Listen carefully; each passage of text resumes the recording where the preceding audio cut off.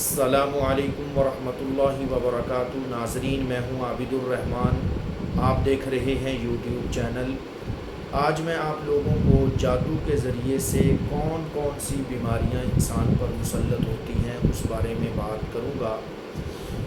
बहुत सारे लोग मैसेज करते हैं या कमेंट के ज़रिए से पूछते हैं कि कारी साहब हमें बताएं कि अगर इंसान पर जादू हो जाता है तो जादू के ज़रिए से कौन कौन सी बीमारियां जो हैं वो इंसान को लगती हैं, कौन कौन सी मूज़ी बीमारियां जो हैं इंसान पर मुसल्लत होती हैं, इसके क्या असरात हैं। तो आज मैंने सोचा कि चलो इस बारे में एक वीडियो बनाकर आप लोगों की रहनुमाई कर दी जाए। तो वीडियो शुरू होने से पहले अगर आप लोग हमारे चैनल पर न्यू हैं तो चैनल को सब्सक्राइब कर लें और बेल आइकन के बटन को क्लिक कर दिया करें ताकि हर नई आने वाली वीडियो सबसे पहले आपको मौसूल हो सके। देखें, जादू जो है ये बरहक है। पहली बात तो ये है कि इसका हम इनकार नहीं कर सकते।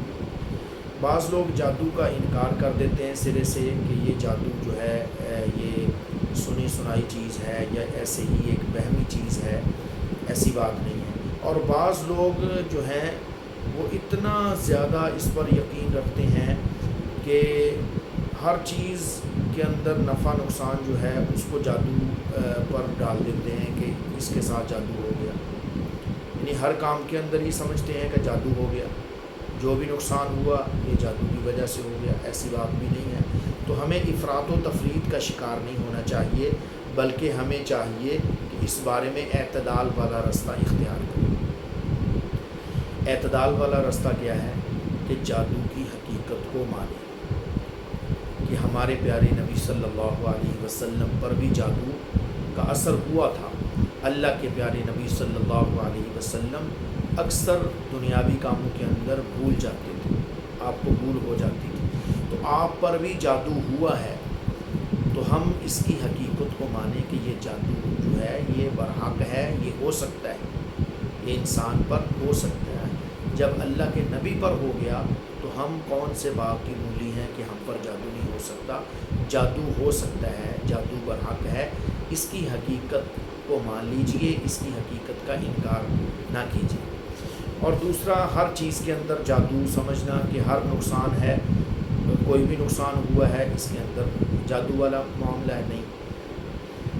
जादू की कुछ सूरतें होती हैं, उससे ये पता चलता है कि ये जादू है या जादू नहीं है।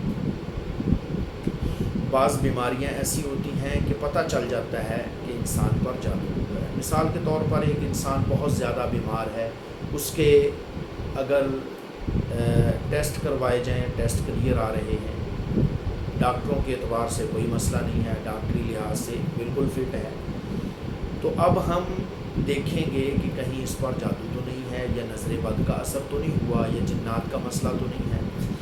अगर इसको ऐसी बीमारियां लग जाएं जो जादू वाले बंदे को लगती हैं तो इस पर जादू है। जैसे जादू जिस पर होता है उसको अक्सर कामों के अंदर भूल चूक हो जाती है।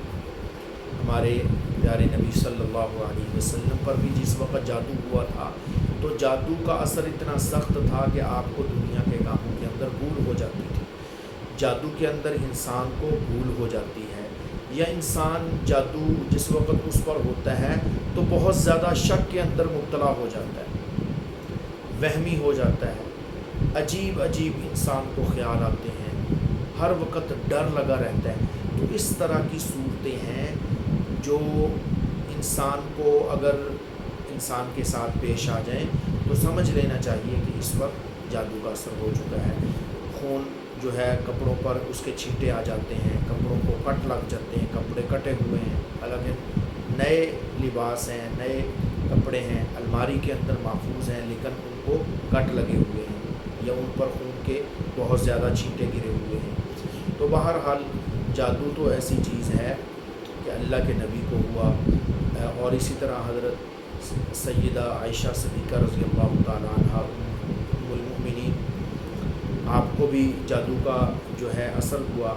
एक दफ़ा बहुत ज़्यादा बीमार हो गई, बीमारी ऐसी कि आपने बहुत ज़्यादा उसका इलाज करवाया लेकिन نہیں ٹھیک ہو رہی، بہت زیادہ طبیعت ناساز ہے۔ تو اتنے میں ایسا ہوا کہ ایک دفعہ مدینہ طیبہ کے اندر کوئی طبیب آیا، معالج آیا، آپ نے اپنے بھتیجے کو بھیجا، اس نے ساری صورتحال معالج کے ساتھ ڈسکس کی۔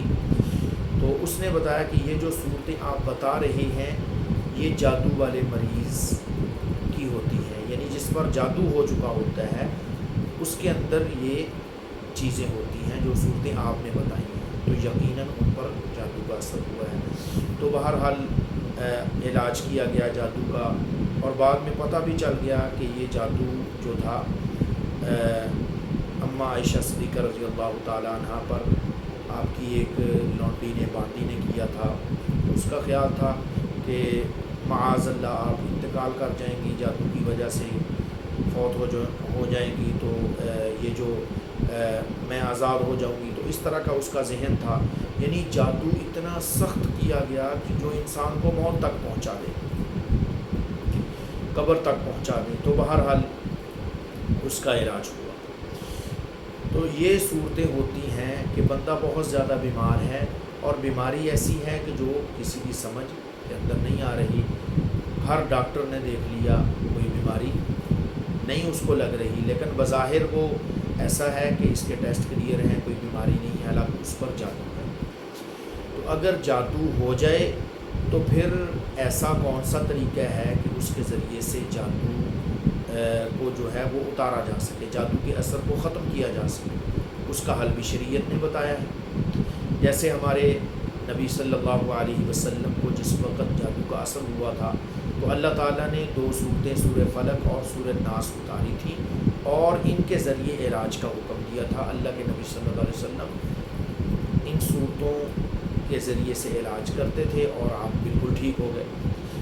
تو اگر جادو ہو جائے تو انسان کو چاہیے 7 مرتبہ سورہ فاتحہ پڑھے، 7 مرتبہ آیت الکرسی پڑھے، 7 مرتبہ سورہ بقرہ کی آخری 2 آیات پڑھے، پھر 7 مرتبہ سورہ کافرون، سورہ اخلاص، سورہ فلق، سورہ ناس، یہ تمام 7 مرتبہ کم از کم پڑھیں۔ اگر جادو زیادہ سخت ہے تو 21 مرتبہ پڑھ لیں ہر ایک۔ تو یہ پڑھنے کے بعد انسان اپنے اوپر اگر خود کو ہے یا کسی کو ہے اس کے اوپر پھونک مارے، پانی پر پھونک مارے، اس کو پلایا جائے، اور پانی کے چھینٹے اس کے اوپر مارے جائیں، تو انشاءاللہ 21 دن تک یہ عمل کیا جائے، بالکل جادو کا اثر جو ہے وہ ختم ہو جائے گا، زائل ہو جائے گا۔ تو یہ شرعی ایک طریقہ کار ہے، اور میں نے آپ کو بیماریاں بھی بتا دیں کہ جادو کے ذریعے سے یہ بیماریاں انسان کو لگ جاتی ہیں، اور اس کا یہ علاج ہے۔ مجھے امید ہے کہ یہ ویڈیو آپ کو پسند آئی ہوگی۔ اگر یہ ویڈیو پسند آئی ہے تو اس کو لائک کر دیں، مجھے اپنی خصوصی دعاؤں کے اندر یاد رکھیں۔ اللہ حافظ۔